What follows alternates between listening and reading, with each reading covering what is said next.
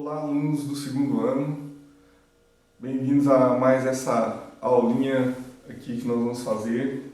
Na verdade, aqui nós temos apenas explicações, tá, sobre o conteúdo que nós vamos iniciar agora, que já é para o segundo bimestre, tá?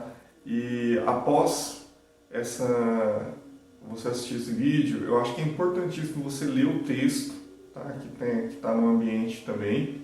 Esse texto ele vai ajudar vocês a nortear o trabalho de vocês, tá? E responder a atividade de participação que será colocada também no nossa sala, tá? Então eu vou pedir para vocês fazerem isso. E mais uma coisinha, essa atividade de participação que nós vamos fazer hoje, ela vai ser um pouco diferente. Nós vamos usar o vídeo, tá? Durante esse vídeo aqui vão aparecer algumas palavras que serão palavras-chave, tá? Vai aparecer lá a palavrinha-chave, você vai copiando essas palavras-chave para poder fazer essa atividade de participação. Isso vai ser bastante importante, tá? Para a gente poder fazer para a gente poder instrumentalizar esse nosso momento aqui, né? Que é necessário, porque afinal de contas, embora a gente não esteja de forma presencial, a gente precisa que essa aula chegue até você e que eu saiba que essa aula chegou até você, tá bom? Então, muito bem, gente, nós estávamos vendo até a semana passada, nós estávamos vendo o Renascimento. Todo mundo viu que esse Renascimento rompeu com os valores estéticos e filosóficos da Idade Média. Isso fez com que a produção artística desse um salto, né, no sentido de se aproximar dos gregos, no sentido de trazer de volta a racionalidade da representação, no sentido de ficar mais próximo de um desenho equilibrado, de trazer de volta o humanismo, o naturalismo, né, a ponto de até de desenvolver um novo conceito que foi o antropocentrismo, que também é bem importante a gente lembrar disso, né, essa palavra antropocentrismo. Só que aí nós chegamos num momento da história da arte em que nós também rompemos com os valores do Renascimento. Só que esse rompimento, no primeiro momento, ele não foi assim percebido de cara, porque ele não foi tão brusco quanto da Idade Média para o Renascimento. Tanto que, por muitos e muitos anos, nós achamos que esse movimento que nós vamos estudar agora fosse parte do Renascimento, e aí ele tinha até um apelido, na época era um apelido pejorativo, que era barroco, ou na linguagem original, barroco, que seria a pérola imperfeita. É como se eu tivesse como se tivesse uma joalheria, e ali eu classificasse tudo que está ali dentro é pérola. Eu trabalho com pérolas, minha especialidade é pérolas. Eu só tenho pérolas, a diferença é que eu tenho algumas pérolas que são mais perfeitas e umas imperfeitas. E ela era colocada nesse lugar de pérola imperfeita, porque a pérola perfeita seria o Renascimento, racional, né? E aí chega esse barroco, que agora nós chamamos de barroco, totalmente imperfeito dentro das características que consagraram o Renascimento. E quais são as características que consagraram o Renascimento? Quem consegue se lembrar? Bom, gente, é o retorno dos gregos, a racionalidade das formas, o naturalismo que retorna, a utilização da luz de uma forma, primeiro eu vou falar de uma forma clara, mas fica redundante, da luz de forma clara, lógico, né? Mas de uma forma assim, totalmente bem distribuída no plano, né? Todo o plano é iluminado, vamos dizer assim. E o barroco, ele vai contrapor-se a todas essas questões e vai conservar outras questões que foram adquiridas no Renascimento. Algumas questões que são adquiridas no Renascimento e são conservadas é a representação da figura humana proporcional, a representação da figura humana valorizando a figura humana, né? Ou seja, continuam sendo humanistas, porém, né, enquanto estética, existem alguns rompimentos que são feitos, por exemplo, o retorno à racionalidade da representação do plano, né? O que nós chamamos no Renascimento, nós sempre trabalhamos com a perspectiva com ponto de fuga, e aí de repente no Renascimento, no Barroco, o que vai determinar a composição da obra já não é mais a perspectiva, é a distribuição num plano chamado diagonal assimétrica, em que de um lado de uma diagonal nós temos muitos elementos, né? E entenda elementos, pessoas, objetos, tudo que é representado na tela, nós temos muitos objetos de um lado e há uma ausência enorme de objetos do outro, né? Você sempre vai ver uma diagonal traçando a tela barroca. Vai retornar com muita força os temas religiosos, e não mais apenas como temas, mas como sendo extremamente relevantes, e isso vai ser derivado de uma resposta que a Igreja Católica está dando ao protestantismo, porque o Renascimento, uma das questões que o Renascimento trouxe, não foi o Renascimento que trouxe, mas ele contribuiu, né? Para que, por exemplo, pessoas como Martinho Lutero pudessem apresentar questionamentos à igreja. A igreja até então inquestionável, e agora a igreja foi questionada. Olha que a igreja, esse ataque a gente poderia entendê-la como mínimo, ela apenas foi questionada em 95 pontos dela, que são as 95 teses, que segundo Martinho Lutero não estaria muito relacionado, não estaria de acordo com aquilo que ele entendia como evangelho. Então, ou como igreja segundo a doutrina de Paulo, né? Porque a igreja ocidental ela é paulina, né? Então ele vai e aponta isso para a igreja, e isso é o suficiente para criar um movimento que inicialmente a igreja não se manifestou violentamente, e depois percebeu que ela deveria fazer uma contra-reforma.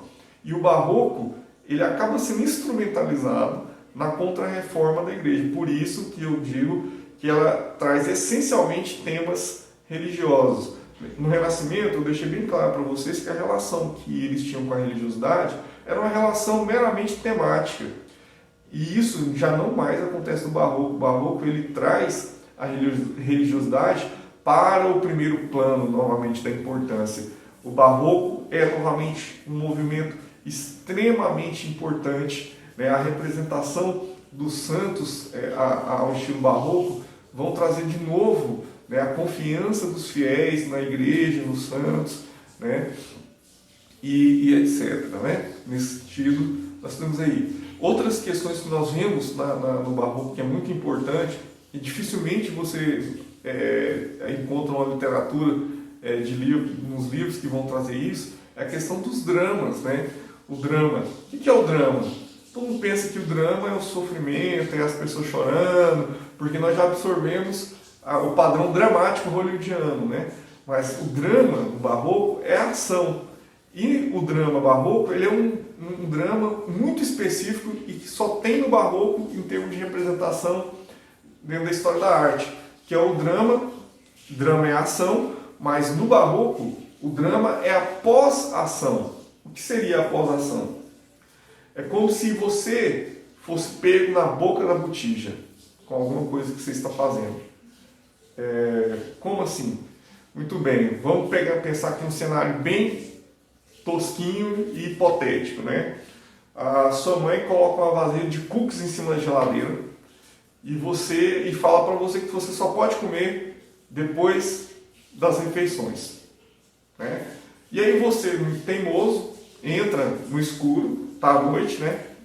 Você entra à noite no escuro na cozinha da sua casa, vai abrir o pote de cookies, pega um cookie. Quando você está exatamente mordendo esse cookie, sua mãe liga a luz. Se você congelar essa imagem, parabéns. Essa é a cena da pós-ação barroca, tá? Essa é a pós-ação. Engraçado é que chama de pós-ação, mas é assim, ó, ele é o instante exato após ter acontecido, entendeu? Isso é importante a gente frisar. O exato momento que você acabou de fazer uma coisa e a primeira reação de todos.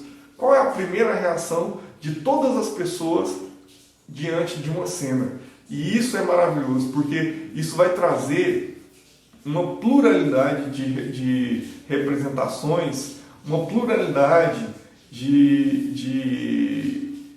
representações, de expressões humanas que o Renascimento não tinha, né? Porque o Renascimento ele é todo, ele é racional. Então, quando acontece uma cena, de forma racional, as ações e as reações elas são muito similares, porque é racional. É como, ó, aconteceu isso aqui, todo mundo entendeu que aconteceu isso daqui, e as reações, portanto, são muito parecidas. No Barroco, acabou de acontecer, ninguém parou para pensar sobre nada, e todos nós já vamos ter uma reação. Tem aquele que vai duvidar, como a gente pode ver, por exemplo, na obra de, deixa eu ver aqui, se eu não me engano, de Caravaggio, a morte da Virgem. Nós vamos ter uma cena com representação de inúmeras reações. Aqueles que choram, aqueles que se indignam e ficam irados, aqueles que parecem, de alguma forma, que estão em dúvida. Então, todas essas sensações são inerentes a uma única ação. Isso é importantíssimo a gente entender no Barroco. E todo esse contexto e todo